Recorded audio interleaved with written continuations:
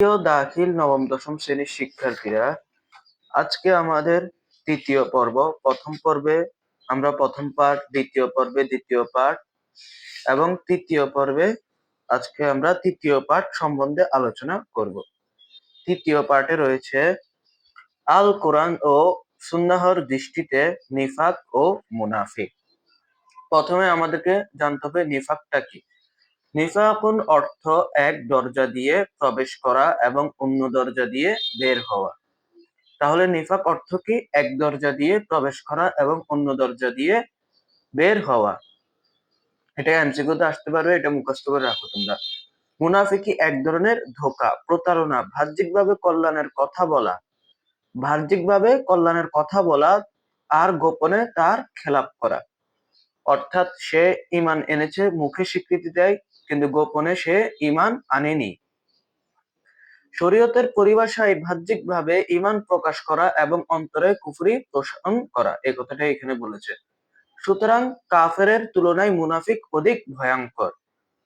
কাফেরের থেকেও কিন্তু মুনাফিক অধিক ভয়ঙ্কর। তার কারণ আমরা তো জানি কাফের আমাদের শত্রু, ও আল্লাহর শত্রু, কিন্তু মুনাফিক ও ঈমান দাবি করে কিন্তু অন্তরে সে শত্রু আমাদের।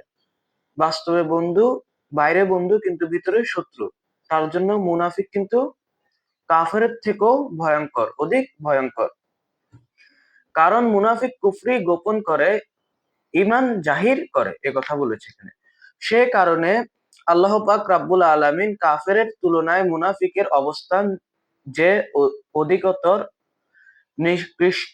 নিকৃষ্ট সে বিষয়ে ইরশাদ করেছেন, নিশ্চয় মুনাফিকরা জাহান্নামের সর্বনিম্ন স্তরে থাকবে। কাফেররা তো তারপর আমরা জানি ওরা আমাদের শত্রু, কিন্তু মুনাফিক তো তার থেকেও খারাপ। তার জন্য তারা জাহান্নামের সর্বনিম্ন স্তরে থাকবে। এটা কোরআন শরীফে আছে সূরা নিসার 145 নম্বর আয়াতে।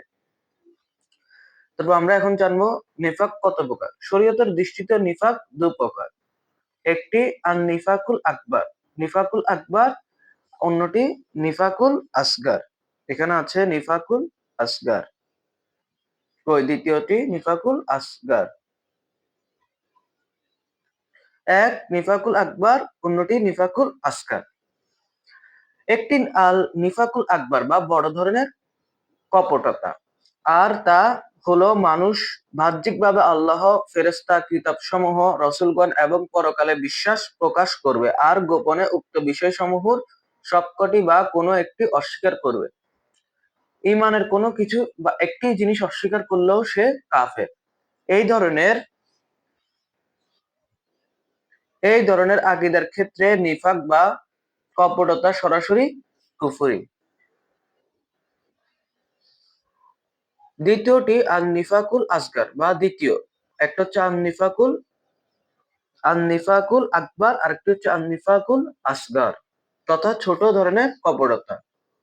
আর তা হলো আমাদের ক্ষেত্রে কপটতা বা যা কবিরা গুনাহ সমূহের অন্তর্ভুক্ত। এই প্রসঙ্গে রাসূলুল্লাহ সাল্লাল্লাহু আলাইহি ওয়াসাল্লাম ইরশাদ করেন, চারটি বিষয় যার মধ্যে পাওয়া যাবে সে নিরেট মুনাফিক, আর ওই চারটি থেকে কোনো বিষয় কারো মধ্যে পাওয়া গেলে তা পরিত্যাগ না করা পর্যন্ত তার মধ্যে নিফাকের বৈশিষ্ট্য আছে বলে ধরে নেওয়া হবে। সেগুলো হলো মুনাফিক। এক নাম্বার কি দিয়েছে? আমানত রাখা হলে খেয়ানত করে। 2 কথা বললে মিথ্যা বলে। 3 অঙ্গীকার করলে ভঙ্গ করে। 4 নম্বরে কি রয়েছে? ঝগড়া করলে অশ্লীল কথা বলে। বুখারী ও মুসলিম।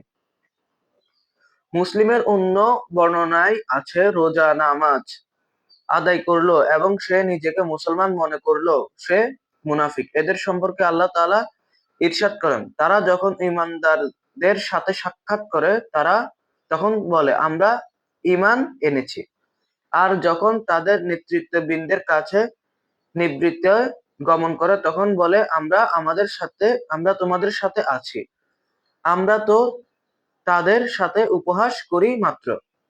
এগুলোও করা যাবে না। সূরা বাকারার 14 নম্বর আয়াতে রয়েছে কোরআন শরীফে। কুরআনুল কারীমে আল্লাহ তাআলা সূরাতুল মুনাফিকুন নামে পৃথক একটি সূরা নাজিল করেছেন।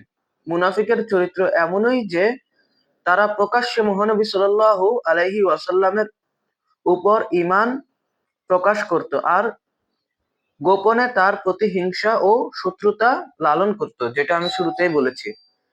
সকল যুগের মুনাফিকদের চরিত্র এমনই। আজকের ক্লাস এতটুকুই। তৃতীয় পর্বে, চতুর্থ পর্বে আমরা দ্বিতীয় অধ্যায় বা অনুশীলনী নিয়ে আলোচনা করব।